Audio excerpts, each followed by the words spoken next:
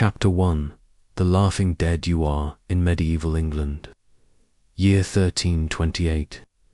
Living as a court jester in the grand castle of King Edward III. The stone walls rise cold around you, trapping both nobility and servants in a world where status is everything, and freedom is a distant dream for most. The smell of roasted meats and freshly baked bread wafts through the great hall, yet your stomach clenches with familiar hunger. Your multicolored motley feels heavy today, the bells on your cap jingling with every movement, announcing your presence like a walking spectacle. The sound that once made children laugh now rings in your ears like tiny prison chains. Marcus Thorne had not always been the royal fool. The memory of his previous life flashed before him as he cartwheeled across the stone floor, forcing a grin that never reached his eyes. The nobles roared with laughter as he pretended to trip and fall at the feet of Lady Catherine, a visiting noblewoman whose cold eyes assessed him like he was less than the dirt beneath her embroidered slippers. "Again, fool. Do it again," bellowed Lord Henry, his face flushed with wine and entitlement. The man had always despised Marcus, even before his ... transformation. 5 years ago, Marcus had been a respected merchant with a wife and child. Then came the accusation of theft from the royal treasury, a false charge orchestrated by Lord Henry after Marcus had unwittingly witnessed the nobleman's affair with a castle maid. The choice presented to him had been simple: death by hanging or life as the court jester. His family had been sent away, told he was dead. In some ways, he was. "My lord desires entertainment," Marcus chirped in the high-pitched voice that had become his mask. "Shall I tell the tale of the nobleman who could not satisfy his wife, so she sought comfort with a stable boy?" The hall fell silent. Marcus held his breath. This was the dangerous game he played, Veld. Truth wrapped in jest. If he pushed too far, punishment would be swift. If he played it safe, he would die a little more inside. King Edward leaned forward on his throne, eyes narrowing. "Bold words from such a small man," he said, a dangerous edge to his voice. "Continue." Marcus bowed low, his mind racing. The wrong word now could mean his death. Every day was like this, a performance balanced on the edge of a blade. "Of course, the nobleman in my tale is purely fictional, Your Majesty," Marcus simpered, his heart pounding. "Much like the rumors that Lady Catherine's youngest son bears a striking resemblance to her personal guard." Gasps erupted, followed by nervous laughter. Lady Catherine's face burned crimson as the king howled with delight. Marcus had survived another moment, but he had made a powerful enemy. That night, as he curled up on his thin pallet near the kitchen hearth, the only warmth afforded to him, Marcus removed his jingling cap and felt the burn of unshed tears. The servants ignored him. Being seen speaking to the jester outside of necessity could bring unwanted attention. He was utterly alone, yet constantly surrounded by people. He was seen by all, yet truly invisible. As he drifted off to sleep, he clutched a small wooden figurine horse crudely carved by his son and smuggled to him by a sympathetic cook. It was his only connection to his old life, a life that seemed more distant with each passing day. Tomorrow would bring more jests, more dancing on the knife edge between amusing and offensive, more pretending that his soul was not dying with every forced laugh and humiliating act. Marcus closed his eyes and dreamed of freedom, knowing it was the one joke he could never tell. Chapter 2. The selection of fools. No one dreams of becoming a jester. The position is not desired, but imposed, a life sentence disguised as royal favor. Barnaby Pike wiped sweat from his brow as he watched the new arrival being dragged into the castle courtyard. The man was small, with a hunched back and a face that seemed permanently contorted in pain. Perfect jester material, Barnaby thought grimly.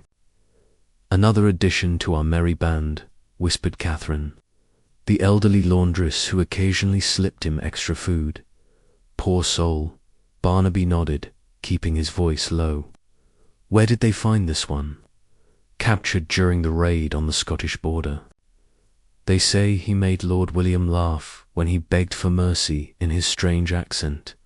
That sealed his fate. Barnaby had been at Thornwick Castle for nearly 15 years now, outlasting 2 kings and countless nobles. His selection had been similarly arbitrary, born with a club foot and unusually short stature. He had been sold to the royal court by his own father at the age of 12. His deformities made him perfect fodder for cruel entertainment. The new man was being fitted for his motley now, fighting against the servants with surprising strength. Barnaby sighed. The fighters never lasted long. Either they broke or they died. I should help him, Barnaby murmured, more to himself than to Catherine. Show him the rules. Catherine touched his arm gently. Be careful. Remember what happened to Roland. Roland. The name still brought a chill to Barnaby's spine. A fellow jester who had grown too bold, too honest in his jests about the Queen's affairs. They found pieces of him scattered throughout the castle gardens, a warning to any fool who forgot his place. Barnaby limped across the courtyard, his own bells jingling softly. The new man looked up, eyes wild with fear and hatred. Stop fighting, Barnaby said quietly. It only makes it worse. I am Hamish Campbell, soldier of the Scottish Guard. The man spat. I will not be made a mockery. Barnaby looked round nervously, grateful that no nobles were present. You already have been. The only choice now is whether you live or die. And trust me, they can make death take a very long time. The fight seemed to drain from Hamish then, his shoulders slumping in defeat. My family, ... Forget them, Barnaby said, the harshness in his voice born from experience. You are dead to them now. Here, you are not even human, you are property, a thing that makes noise and contorts for amusement. Why are you helping me? Hamish asked, suspicion clouding his features. Barnaby smiled sadly, the expression foreign on his face after so many years of forced grins. Because once, long ago, someone did the same for me, and because the only power we have in this place is what little kindness we can show each other. Later that night, Barnaby showed Hamish to the small alcove behind the kitchen where the Castle's 3 jesters slept. Marcus was already there, sewing patches onto his motley with angry, precise stitches. This is Marcus, Barnaby explained. And this is, I know who he is, Marcus interrupted, not looking up. The new Scottish fool. I heard them laughing about your capture in the Great Hall. He finally raised his eyes, studying Hamish with a gaze that had grown sharp with survival. You have a choice to make tonight, Scotsman. Accept what you are now and live, or cling to your pride and die. Some would say death is preferable, Hamish growled. Then they have never truly faced it, Marcus replied, returning to his stitching. There is always hope while you draw breath. Remember that when they make you dance tomorrow until your feet bleed, when they throw food at your face and pretend, you cannot feel pain. Barnaby watched the exchange with a heavy heart.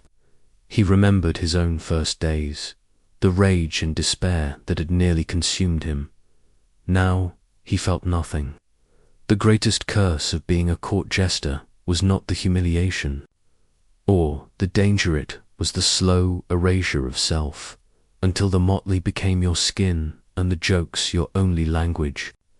Get some sleep, Barnaby told Hamish, pointing to an empty pallet. Tomorrow, your new life begins, and you will need all your strength to survive it. As Hamish reluctantly settled onto the thin straw mattress, Barnaby noticed Marcus's slip. Something into the new Jester's hander, small wooden figurine of a horse. The only possession Marcus treasured, now given away. Perhaps there was still humanity left in them after all. Chapter 3. Invisible under the spotlight, dawn broke, cold and grey, over Thornwick Castle. Marcus woke first, as always, his body trained, to rise before the servants came to rouse the jesters for morning duties. He nudged Barnaby and Hamish awake with practiced efficiency. Up, he hissed. Lady Elizabeth has guests arriving today. We must be ready. Hamish groaned, his body still bruised from his capture and the rough journey to the castle. What must we do? Marcus answered by silently handing him his cap and bells. Put these on and never take them off in public. The moment you are seen, you must be the fool, not a man, not a Scotsman, but a grinning, prancing idiot. The kitchen was already bustling with activity. Servants preparing mountains of food for the nobility while surviving on scraps themselves. A few gave sympathetic glances to the jesters, but most avoided eye contact. Association with the fools could lead to unwanted attention from the nobles. When do we eat? Hamish asked, stomach growling audibly. Barnaby let out a bitter laugh. When they are done, if there are leftovers, and if we have pleased them sufficiently. And where do we sleep?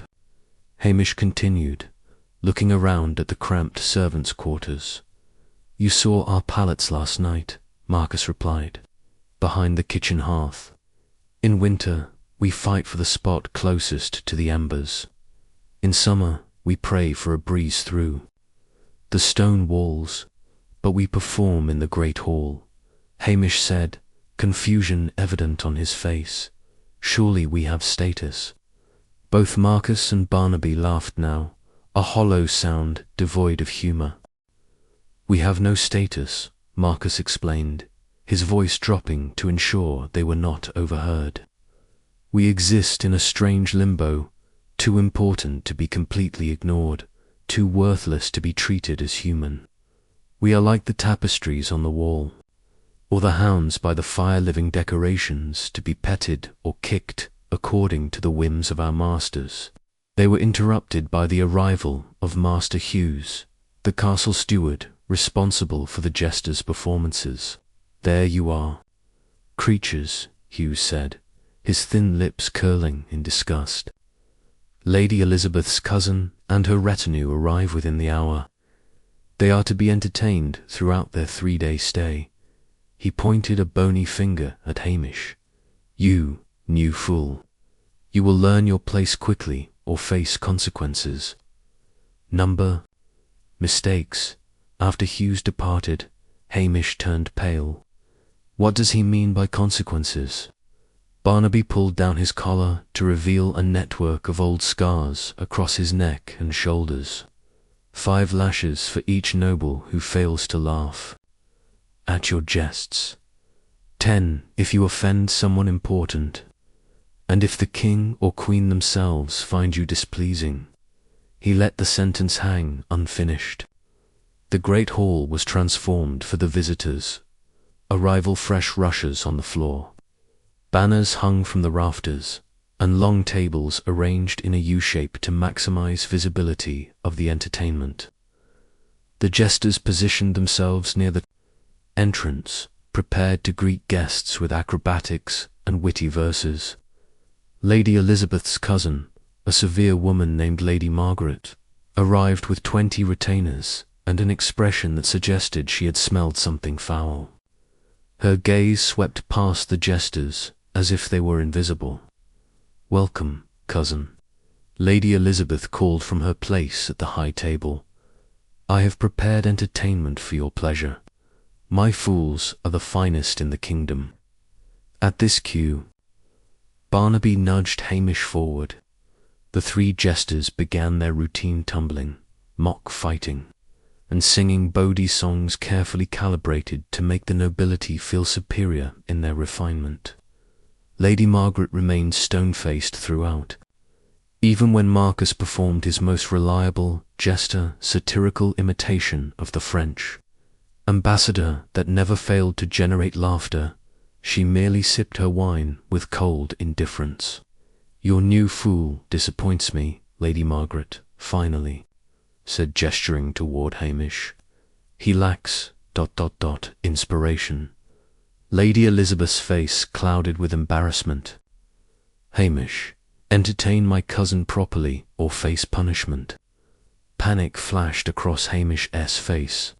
Marcus subtly shook his head, warning him against whatever desperate plan was forming, but Hamish stepped forward anyway. "My lady," Hamish began. His Scottish accent deliberately thickened for comic effect. "They say your husband has not shared your bed in 3 summers." The hall fell silent. Marcus closed his eyes, certain he was witnessing Hamish's death sentence. But then Hamish continued. "He claims he cannot find it beneath all your fine fabrics and jewels. Perhaps if you removed some layers, he might discover you again." For a moment, Lady Margaret's expression remained frozen. Then, unexpectedly, she laughed a sharp, surprised sound that quickly transformed into genuine mirth. The entire hall followed suit, relieved at the break in tension. Later, as they collapsed exhausted onto their pallets, Marcus turned to Hamish with reluctant admiration. "You took a terrible risk." "Did I have a choice?" Hamish replied, his voice hollow. "Perform or be punished, like an animal in a cage." "That is exactly what we are," Barnaby murmured from his corner. "And the cage is not just these castle walls, but these costumes, these roles we are forced to play." Marcus stared at the ceiling, listening to the distant sounds of the nobles still feasting and laughing. "The cruelest part is not the hunger or the humiliation," he said softly. "It is being present for every court event, hearing every secret and plot, witnessing history unfold before your eyes, yet having no voice, no opportunity to speak the truth or shape events. Unless," Hamish suggested, his voice dropping to a whisper, "we use our position to our advantage." Both older jesters turned to stare at him. "Careful," Marcus warned. "Such thoughts lead down dangerous paths." But as they drifted off to sleep, Hamish's words lingered in the air, between them a dangerous spark of possibility in their world of enforced submission. Chapter 4. The humiliation in clothes stands still. "You Scottish mongrel," the royal tailor muttered through a mouth full of pins. "This mockery must fit perfectly to achieve the proper effect." Hamish gritted his teeth as he was measured for his new Jester's costume. A week had passed since his arrival at Thornwick Castle, and Lady Margaret's unexpected approval had earned him a permanent position in the royal entertainment troupe. "The proper effect being my complete degradation," Hamish replied bitterly. The tailor jabbed him with a pin, perhaps accidentally, perhaps not. "Mind your tongue. You should be grateful the king himself has approved your costume design." Marcus and Barnaby watched from the corner of the tailor's workshop, their expressions carefully neutral. They had survived long enough to know when to speak and when to remain silent. "Each element of our costumes is designed for maximum humiliation," Marcus explained later as they walked the castle corridors, headed to their next performance. "Notice Barnaby's shoes. The curled toes make it impossible to walk normally, forcing him to waddle like a duck." Barnaby nodded. and Marcus's parti-colored hose, one leg red, one yellow symbolizing divided loyalties, suggesting no one can truly trust a fool. But the worst is this, Marcus continued, flicking the bells attached to his cap. They ensure we are heard coming from corridors away, giving nobles time to end private conversations. They mark us as creatures who must announce their presence, who cannot be trusted with silence. Hamish fingered the rough fabric of his temporary costume, awaiting his permanent motley. These clothes are of poorer quality than what the lowest servant wears. Of course, Barnaby replied matter-of-factly. Even our garments must reinforce that we are less than human.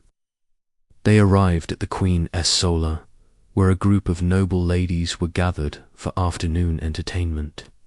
The women fell, silent as the jesters entered, eyeing them with a mixture of anticipation and disdain. "Ladies," Marcus announced with an exaggerated bow, "we come bearing the greatest gift of all, the opportunity for you to feel superior to someone." Nervous titters spread through the room. The jesters launched into their routine, a carefully choreographed display of mock fighting and ribald jokes about courtly love. Throughout the performance, Hamish noticed how the women's eyes slid over them as if they were furniture, only focusing when something amused or offended them. Afterward, they were dismissed with a casual wave from the Queen. No thanks, no acknowledgement of their skill or effort, just as one would not thank a chair for being sat upon. 2 days later, Hamish's official costume was ready. When he emerged from the tailor's workshop, Marcus and Barnaby fell silent, seeing in his face the final realization of what his new life truly meant. The costume was a grotesque parody of noble dress, intentionally ill-fitting, with sleeves of mismatched lengths and a codpiece so exaggerated it would draw mocking laughter wherever he went. His cap featured 3 floppy protrusions ending in bells, representing the ears and tail of an ass. The colors clashed violently, acid green paired with orange and purple, ensuring he would be a walking spectacle, impossible to ignore, yet impossible to take seriously. "I look like a deranged peacock mated with a court banner," Hamish said flatly. "That is precisely the point," Marcus replied softly. "You are not meant to look human. You are a walking jest, a living reminder that some are born to rule, and others to be ruled." That evening brought a large banquet honoring a visiting diplomat. The 3 jesters prepared for their performance, each dealing with the humiliation in his own way. Barnaby had long since gone numb, accepting his role with quiet resignation.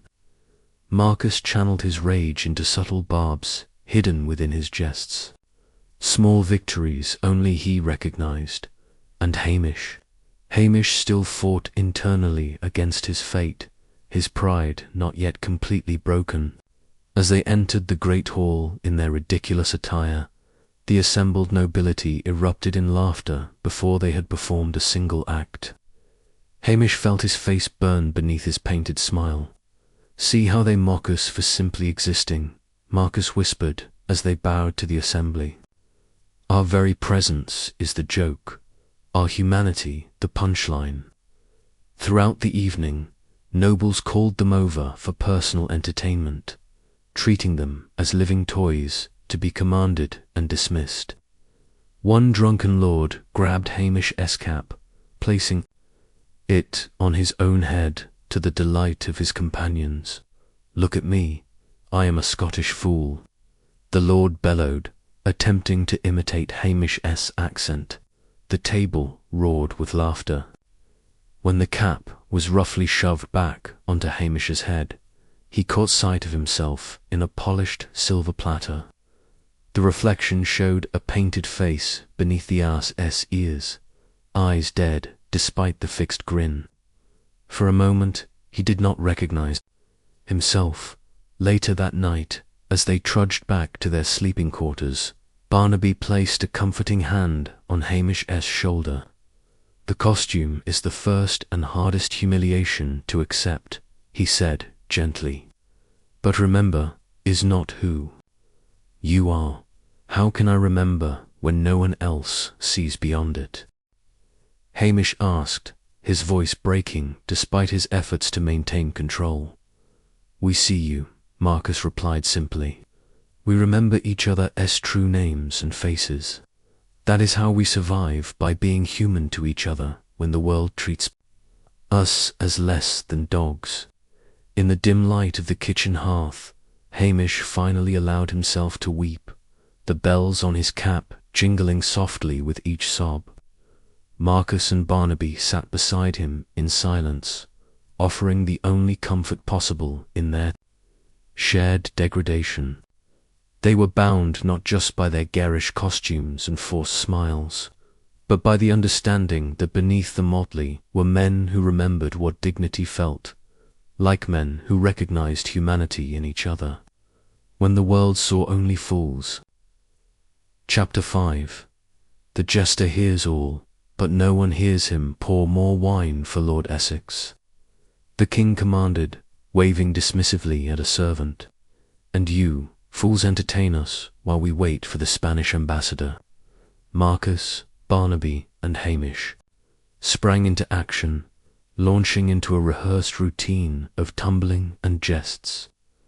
As they performed, other conversations continued around them, the nobility speaking freely in their presence, as if the jesters were furniture rather than men with ears and minds. The Spanish will demand more concessions on the trade routes, Lord Essex muttered to the Chancellor, clearly believing his words would not travel beyond their immediate circle. We must stand firm on the tariffs. The Queen disagrees, the Chancellor replied, matching Essex's hushed tone. She has family interests in Spanish wool. Hamish, relatively new to court politics, continued his performance while marveling at how completely the nobles ignored their presence. Marcus caught his eye with a meaningful glance. Pay attention, learn, remember. This was the one unexpected power of the court gesturing, visibility in plain sight. They heard everything while being trusted with nothing. Later, in the relative privacy of their sleeping corner, Marcus explained the delicate position they occupied. "We are the perfect spies," he whispered, ensuring no servants lingered nearby. "They forget we exist as thinking men. They speak of affairs, plots, and treasury matters within our hearing, never considering that we understand." "And what good does this do us?" Hamish asked bitterly. "We cannot act on what we know." Barnaby's eyes darted nervously. "Not directly. No, but knowledge is its own form of power, even for men like us." Marcus nodded. "The king sometimes uses me as his ears. Tell me what you heard in the Queen's chambers," he will command, disguising the request as part of my entertainment duties. "And do you tell him?" Hamish asked. "I tell him carefully selected truths wrapped in jests," Marcus replied. "Enough to maintain my value, not enough to make me dangerous or expendable," Barnaby added grimly. The next morning, the jesters were summoned separately, rare occurrence that immediately put them on edge. Hamish was sent to entertain the Queen's ladies, Barnaby to the Prince's chambers, and Marcus was called directly to the King's private study. King Edward sat behind his massive oak desk, various maps and documents spread before him. He did not look up when Marcus entered. "Entertain me, fool," the king said absently, still focused on the papers. Marcus performed a brief juggling routine with apples from a nearby bowl, followed by a humorous poem about court life. The king barely smiled, an ominous sign. "Tell me," Edward finally said, looking directly at Marcus, "what did they say?" about the Spanish ambassador in the servants' quarters. Marcus understood the real question beneath the innocent inquiry. The king suspected information was leaking from his court to Spanish ears, and wanted to know if servants were involved. They say his breath smells of garlic, and his eyes wander to the serving maids, Marcus replied lightly. But the maids find his gold coins heavier than his compliments. The king's eyes narrowed. Gold coins? Oh yes, your majesty. Marcus continued, maintaining his Jester's sing-song voice. He is generous with small tokens to those who empty his chamber pots, or who happen to clean your study while documents lie unattended. Understanding dawned on the king's face. Without directly accusing anyone, Marcus had confirmed the king's suspicions and pointed him toward likely culprits. You serve. Well, fool, King Edward said, tossing Marcus a silver coin. Continue to bring me such amusing observations. Marcus bowed deeply, concealing his expression. This was the dangerous dance, providing enough intelligence to maintain value without becoming entangled in deadly court politics. That evening, as the three jesters compared notes on their separate summonses, Hamish revealed disturbing news. The Queen's ladies spoke openly of replacing Lady Catherine with Lord Henry's daughter as royal favourite, he reported quietly. They believe Lady Catherine has lost the king's ear. Marcus tensed. Lady Catherine had been his occasional protector, intervening when punishments grew too severe. If she fell from favour, he would lose what little security he possessed. We must warn her, Hamish suggested. And how would you propose we do that? Barnaby asked incredulously. Walk up to a noblewoman and speak as equals. We would be flogged for such presumption. We find a way, Marcus insisted, through jests and performances. It is the only language we are permitted to speak. The opportunity came the following day during a garden entertainment. As the nobles strolled through the carefully manicured paths, the jesters followed, providing moments of amusement. When Lady Catherine paused near a rosebush, Marcus tumbled to her feet in a practiced fall. My lady shines brighter than all others, he proclaimed loudly for the benefit of nearby courtiers. Then, in a whisper, as he pretended to examine the ground for what had tripped him, beware. Your position falters. The king considers Lord Henry's daughter.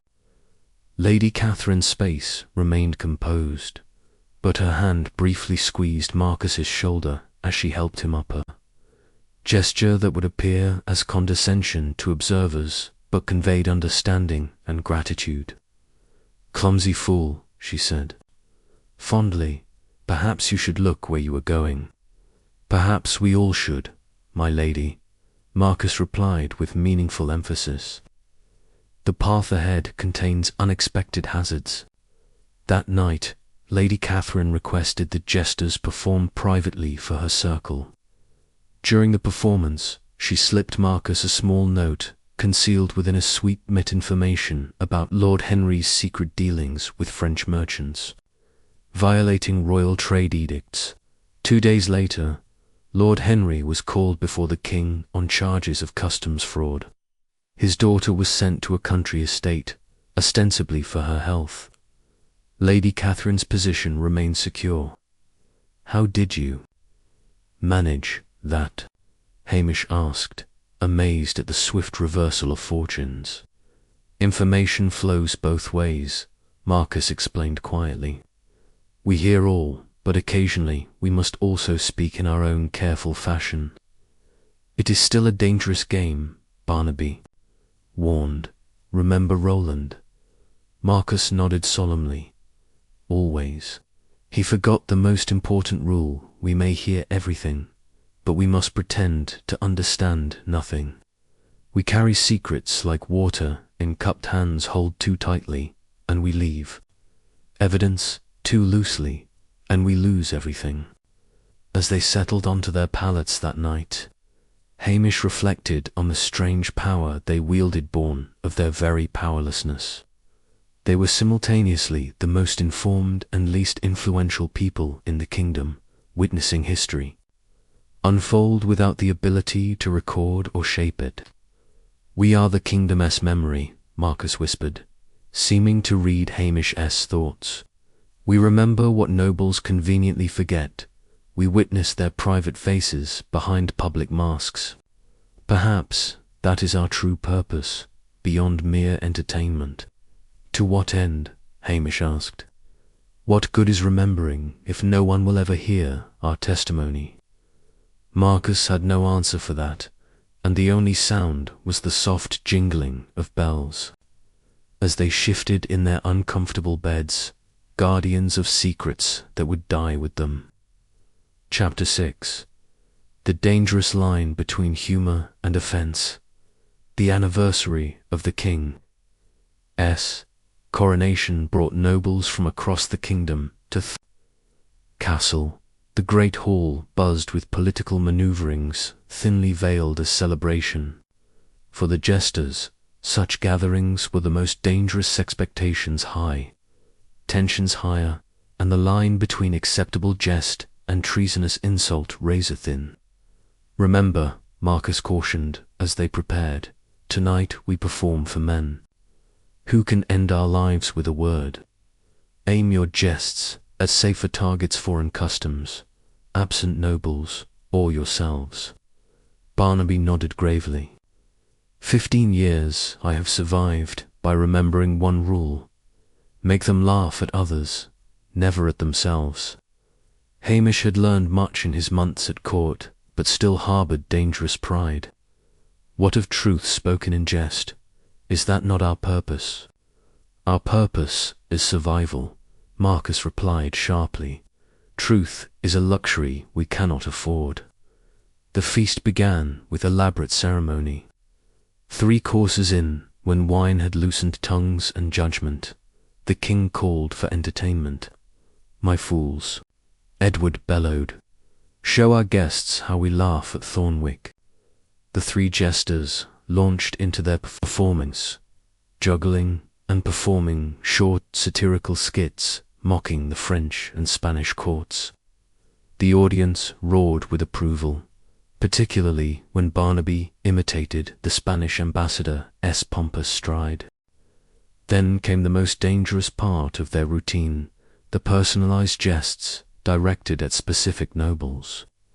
These had been carefully crafted and approved by the royal steward, targeting only those nobles secure enough in the king's favour to withstand mild mockery. "Lord Pembroke hunts so poorly," Marcus quipped, "the deer follow him home out of pity." Pembroke, a corpulent man known for his good humour, laughed heartily and raised his goblet in acknowledgement. The routine continued successfully until Hamish directed his attention to Lord Henry, recently returned to court after his custom's disgrace. This jest had not been approved, and Marcus felt a chill of foreboding. "They say Lord Henry's new bride is so young," Hamish began, his eyes glinting dangerously. "She still plays with dolls in the marriage bed." A ripple of uncomfortable laughter spread through the hall. Lord Henry's recent marriage, too. A girl barely 14 was a source of private disgust but public congratulation. No one had dared reference it directly until now. Lord Henry's face darkened. "Mind your tongue, fool," he snarled, "or I shall have it removed." The tension in the hall was palpable. Marcus quickly tumbled between them, drawing attention to himself with an exaggerated fall. "Speaking of tongues," he interjected loudly, "the French ambassador's is so smooth. He convinced the kitchen cook his native dishes require twice the butter." The dangerous moment passed as laughter resumed, but Marcus noted the cold calculation. In Lord Henry's eyes, a powerful enemy had been made, and Hamish would likely pay the price. Later, as they retreated to their quarters, Marcus confronted Hamish. What were you thinking? That jest was not approved. It was truth, Hamish replied defiantly. The man purchased a child bride with his ill-gotten wealth. Should we laugh at foreign customs while ignoring the crimes under our noses? Yes, Barnaby hissed. If it keeps us alive, your misplaced courage endangers us all. Marcus sighed, his anger fading to resignation. You still do not understand our position, Hamish. We are not truth-tellers. We are pressure valves. Our purpose is to release tension with harmless jests, not to challenge the order of things. An order built on cruelty and injustice, Hamish muttered. An order we cannot change, Marcus replied.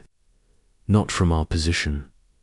The next morning, their fears were realized. Royal guards came for Hamish before dawn, dragging him from his pallet without explanation. Marcus and Barnaby were forbidden to follow. Hours passed with no word.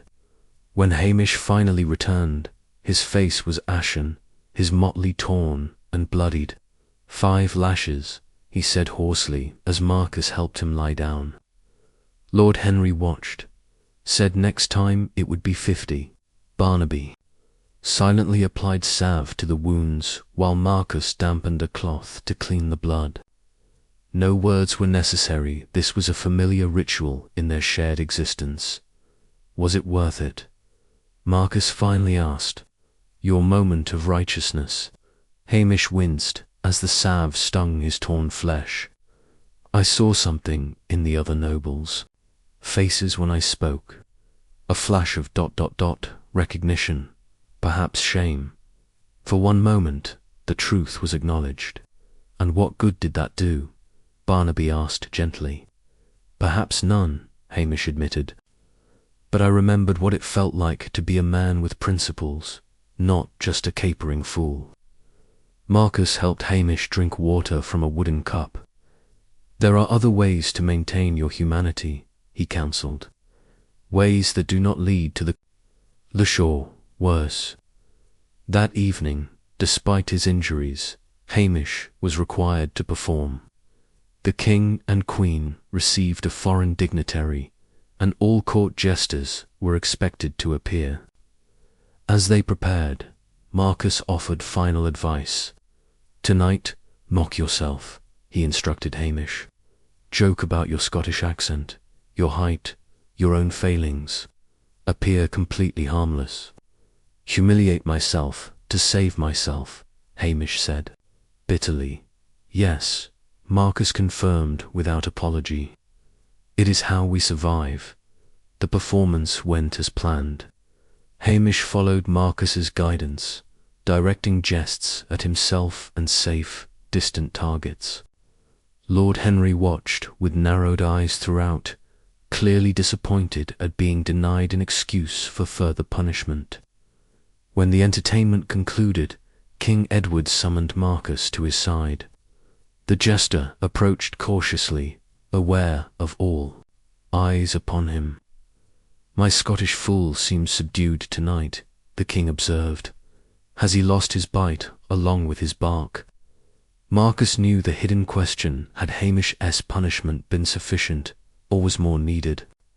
Your Majesty, Marcus replied in his most obsequious tone, our Scottish friend has learned that certain jests are best left untold. His wit now targets safer quarry himself, chief among them. The king grunted in approval. Good. A fool who forgets his place quickly becomes a corpse. He waved Marcus away dismissively. That night, as they tended to Hamish's wounds again, the 3 jesters spoke in hushed tones about their precarious existence. The line we walk grows thinner each day, Barnaby observed. What amused. The king yesterday offends him today. What made Lord Henry laugh last week earned you the lash this morning. Marcus nodded grimly. Our safety lies in reading their moods before they know them themselves. We must see the storm brewing in their eyes before the first thunder. How can anyone live this way? Hamish whispered, his voice raw with pain and frustration. We do not live, Marcus replied simply. We survive. There is a difference. Chapter 7. Without legacy or future. The life of a forgotten man, winter descended upon Thornwick Castle, bringing icy draughts through stone corridors and a pervasive chill that never quite left the bones. For the castle's jesters, winter meant additional hardships, performing with numb fingers, sleeping in the bitter cold of the kitchen alcove when the fires died down, and battling the seasonal melancholy that affected even the most resilient souls. Marcus stood at a narrow window, watching snowflakes swirl against the grey sky.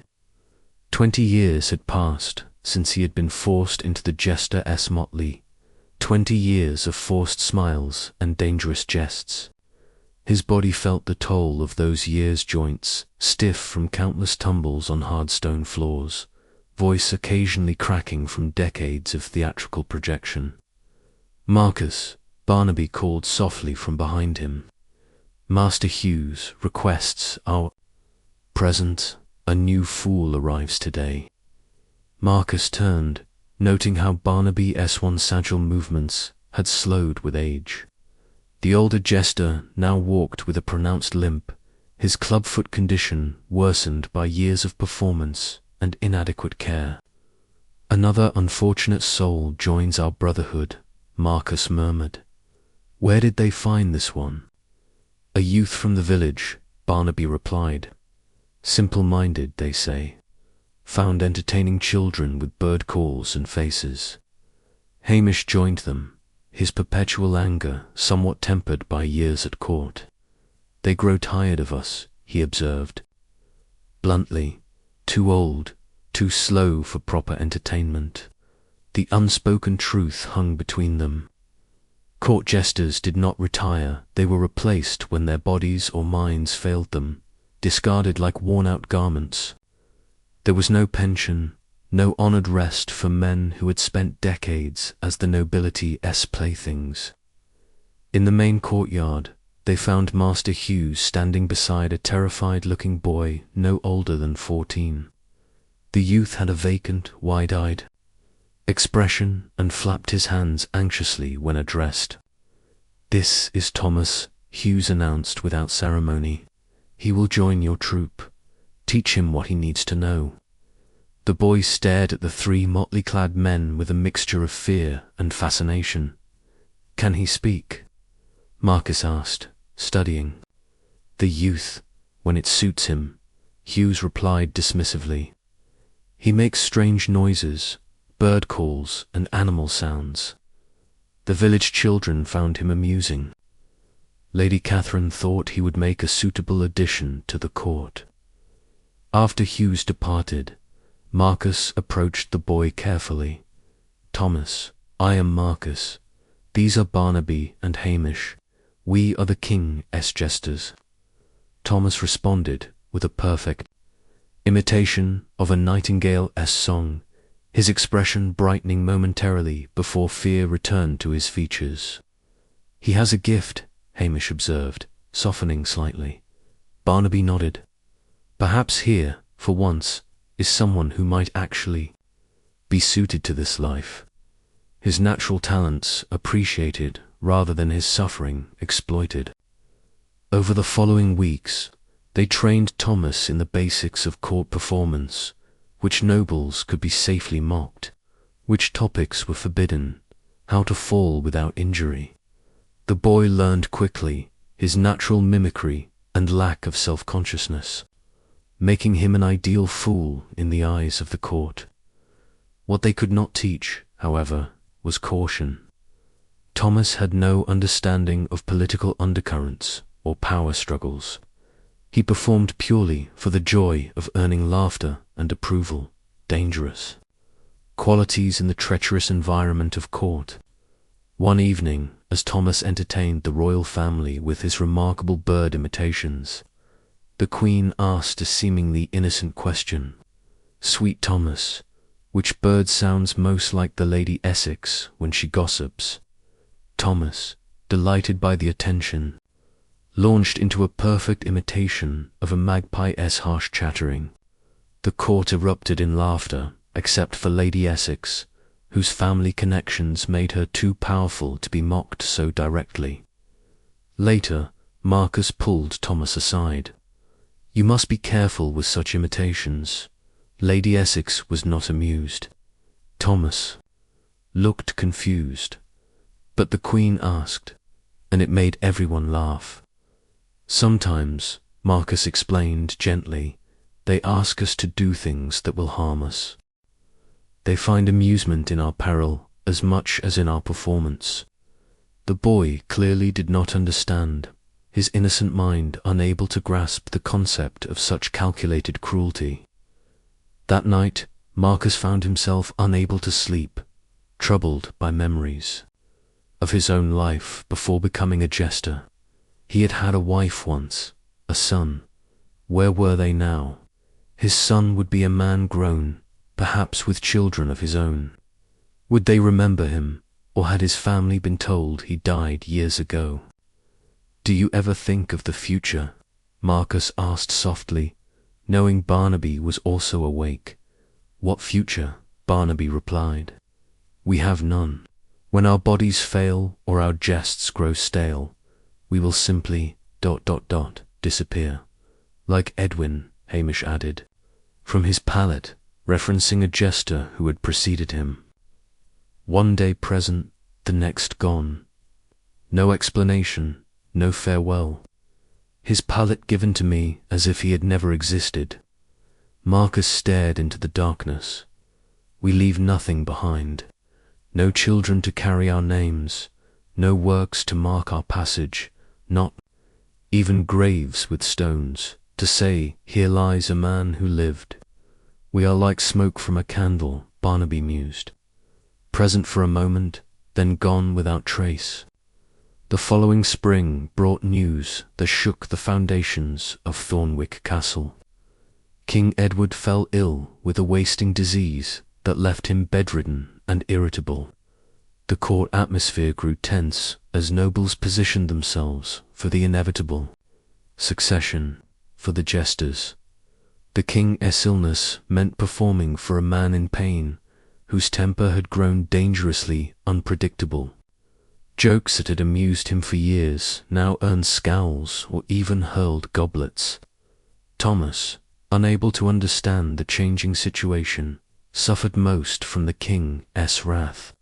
"He threw a knife at Thomas yesterday," Hamish reported one evening, his voice tight with anger. The boy was only doing his nightingale call, the very thing that earned him his place here. Marcus nodded grimly. The dying king fears his own mortality. Our presence reminds him of happier days now lost to him. One bleak morning, Master Hughes summoned Marcus alone to his chambers. The steward's expression was grave. "The king's condition worsens," Hughes stated without preamble. "His physicians believe he has less than a month." Marcus remained silent, knowing any comment would be inappropriate. "The Crown Prince has expressed concerns about the number of court jesters," Hughes continued, studying a ledger before him. "4 is excessive, especially in times of mourning to come."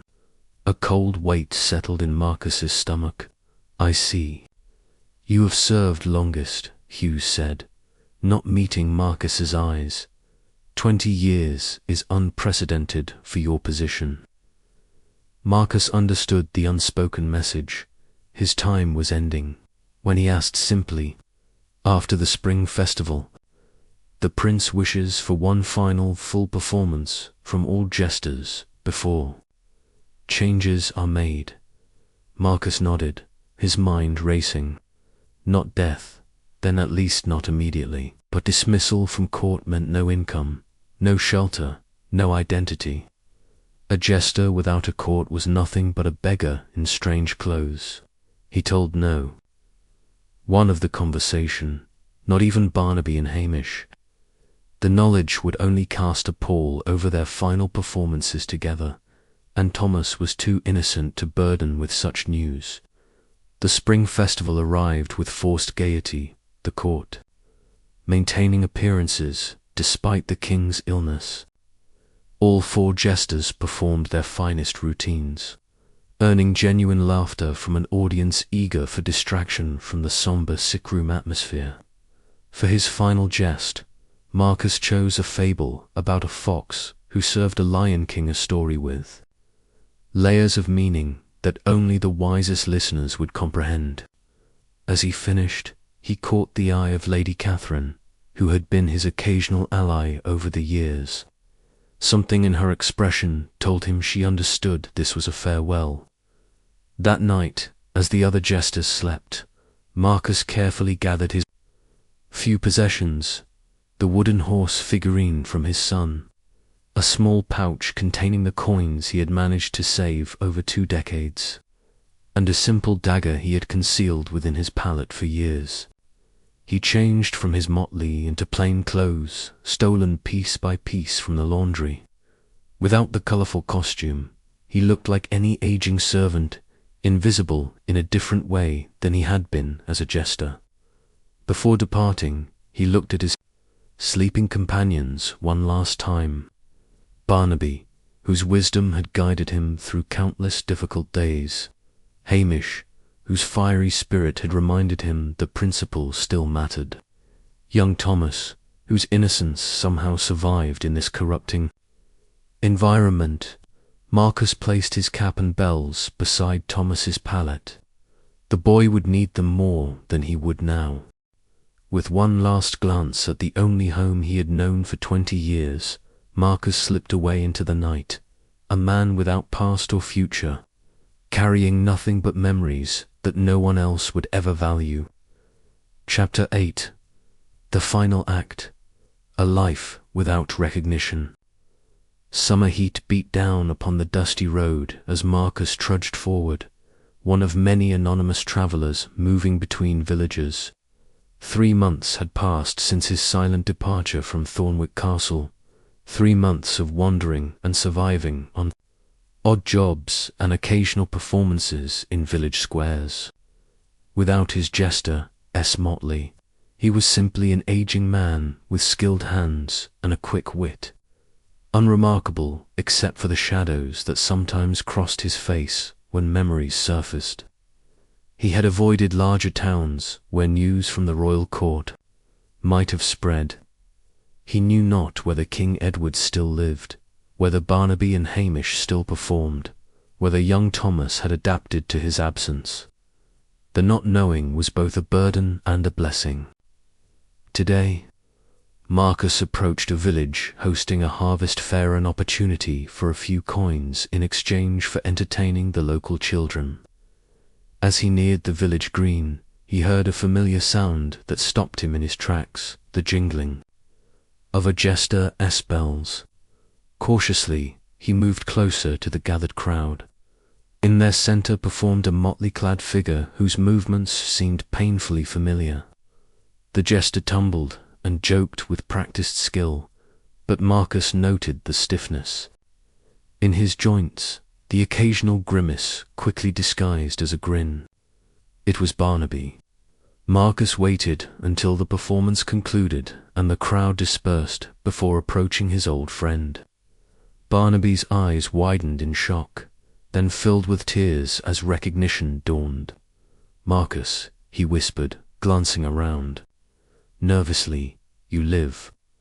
They retreated to the shade of an ancient oak tree at the edge of the village, where Barnaby explained what had transpired after Marcus's departure. "The king died 2 months past," he reported. "The new king's son retained only Thomas as his jester. Hamish and I were given a choice: leave with a small purse of silver or stay as common servants." "Hamish?" Marcus asked, dreading the answer. Barnaby's face darkened. He chose neither option, spoke treasonous words directly to the new king, claiming 20 years of unpaid service deserved more recognition. Marcus closed his eyes, knowing what came next. They hanged him the following morning, Barnaby confirmed softly. Not even as a criminal of note, just another execution among thieves and poachers. No one who witnessed it knew he had spent 20 years making kings laugh. The two former jesters sat in silence, absorbing the cruelty of Hamish Anonymous. And Thomas? Marcus finally asked. Thrives, strangely enough, Barnaby replied with a sad smile. His simplicity protects him. He has no past to mourn, no future to fear. He lives entirely in the present moment, finding genuine joy in making others laugh. Perhaps he is the wisest of us all, Marcus observed. Barnaby nodded. I thought to find you when I had coin enough for proper travel. The new king's parting gift was meagre, but I supplement it with performances like today. Yes, you still wear the motley, Marcus noted, gesturing to Barnaby's faded but recognizable Jester-esque costume. It is all I know, Barnaby replied. Simply, 25 years as a jester leaves little room for learning new trades, and there is some small advantage village folk expect less from a fool than from a man. As evening approached, they shared a simple meal purchased with Barnaby's earnings. For the first time in decades, they spoke as equals, as friends unbound by the constraints of court hierarchy. What will you do now? Barnaby asked as darkness fell. Marcus stared into the village's communal fire. I sought my family for a time, he admitted, found my wife remarried, believing me long dead. My son grown with children of his own. He paused, the pain still fresh. I watched them from afar, but did not approach. What could I possibly say after 20 years? And now I drift, Marcus replied. I tell stories sometimes not as a jester, but as a traveller who has seen much of the world. No one knows the stories come from whispers overheard in a royal court. Our curse continues, Barnaby observed. Witnesses to history, yet unable to claim our place in it. They parted the next morning, promising to meet again at the winter fair in a larger town to the north. Both knew such promises were icily broken in their uncertain existence, but the pretense of future connection comforted them. Months passed as Marcus continued his solitary journey. Winter approached, bringing biting winds and the promise of snow. He had managed to secure work at a roadside inn, chopping wood and entertaining guests with stories in exchange for a place by the hearth and daily meals. One evening, as a storm howled outside, the inn's door burst open to admit a group of merchants seeking shelter. Their conversation quickly turned to news from the royal court. The king's new fool died yesterday, one merchant announced to his companions. Strange affair, apparently the simple boy caught fever and was dead within days. Thomas, Marcus, whispered to himself, pain lancing through his chest. They say the king is quite distraught, another merchant added. Ordered a proper burial and even had the chapel bell rung. For a fool, the first merchant laughed incredulously. Next, they will build monuments to kitchen dogs. Marcus slipped away from the common room, unable to bear their casual discussion of Thomas's death.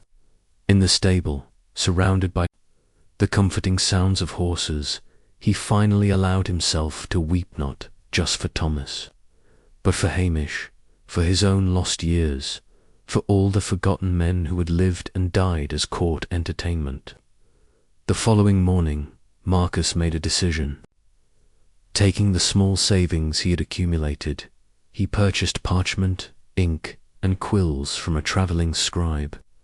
Though his writing was unpracticed, he had observed court chroniclers for decades and knew the fundamentals. Over the following weeks, as winter settled fully upon the land, Marcus began recording the history he had witnessed, not the official version preserved in royal archives, but the truth as seen from the periphery. He wrote of kings' private cruelties and occasional mercies, of queens' secret sorrows, of nobles whose public faces differed wildly from their private actions. Most importantly, he wrote of the jester's Barnaby with his quiet dignity, Hamish with his defiant spirit, Thomas with his innocent joy, and countless others whose names had been forgotten by all but him.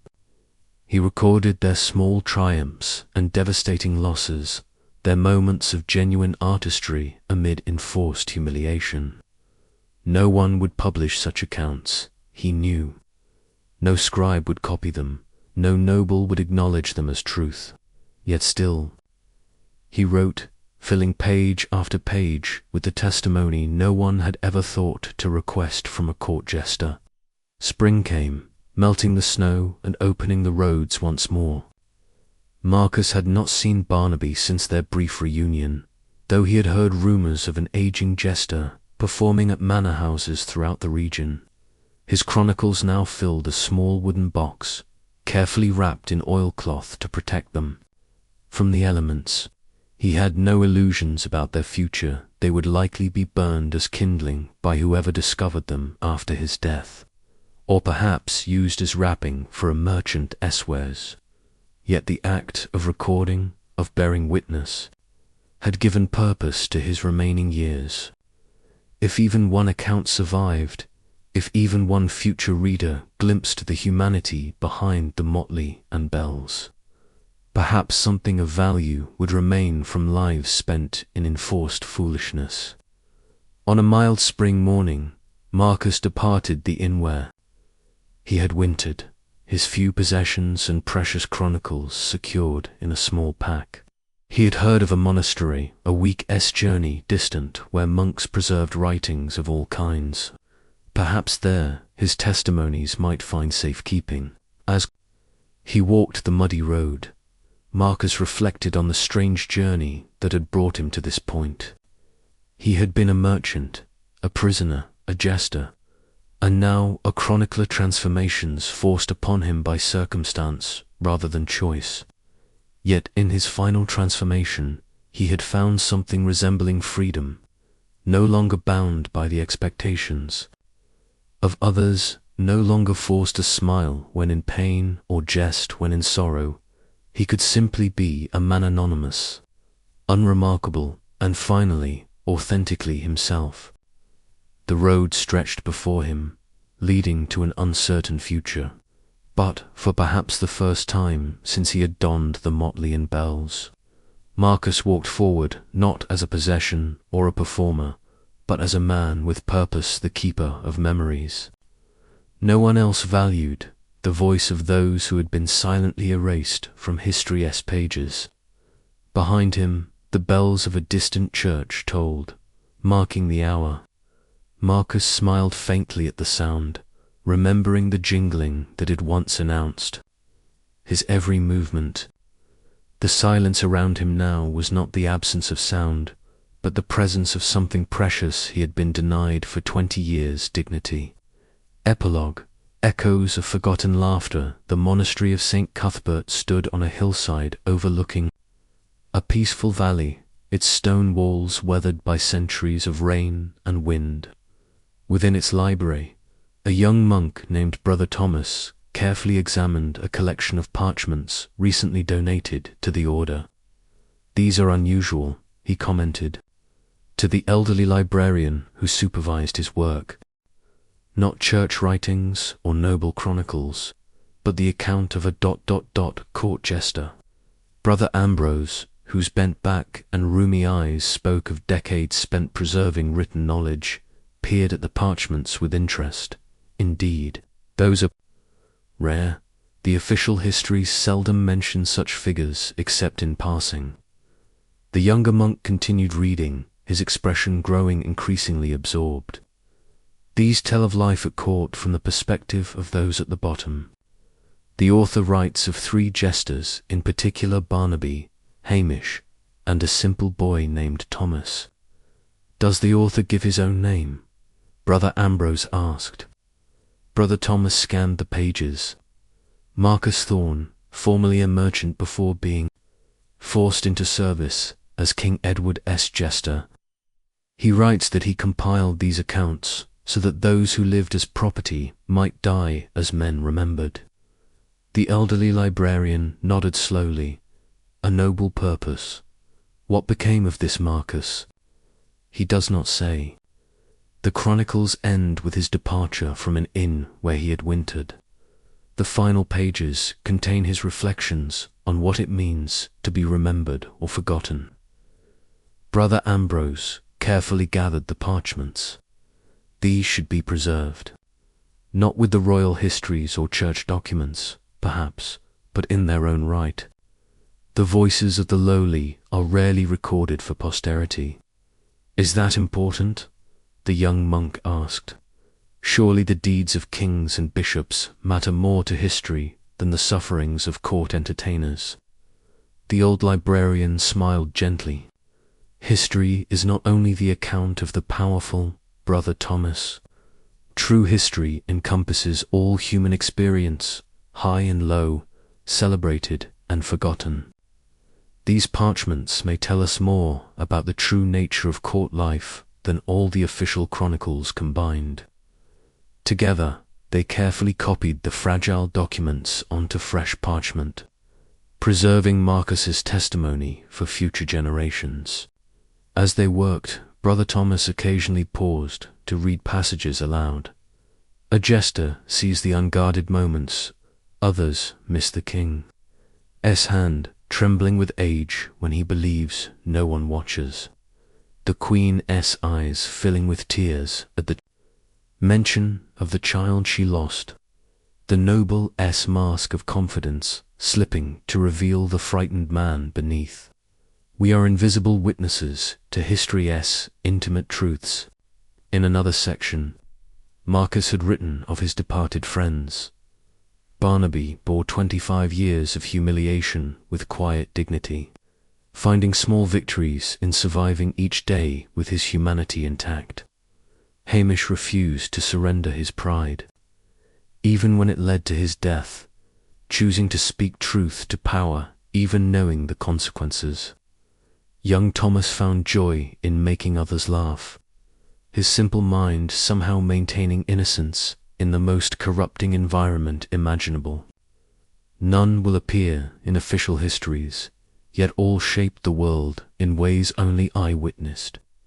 When their work was complete, Brother Ambrose placed the original documents in a cedar box to protect them from decay. Perhaps someday, he mused, when kings and jesters alike are dust, someone will read these words and understand that greatness resides not only in grand accomplishments, but in the quiet dignity of those who endure without recognition. Outside the monastery walls, spring flowers bloomed in meadows where unknown men and women had lived, loved, and died for centuries, their names unrecorded, their struggles unwitnessed, their humanity unquestioned despite history's silence. In a royal court many leagues distant, a new jester performed for a new king, his bells jingling with each movement, his painted smile concealing whatever thoughts lay beneath.